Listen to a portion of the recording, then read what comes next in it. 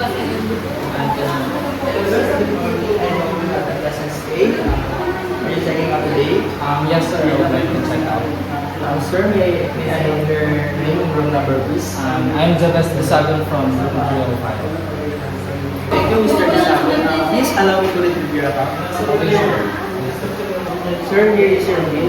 Kindly review the charge to ensure that everything is in order. Sir, let me check.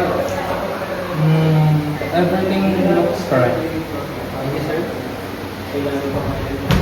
Thank you for confirming, sir. How would you like to settle your account? I'm going to create Thank you, sir. Please insert your card into the terminal.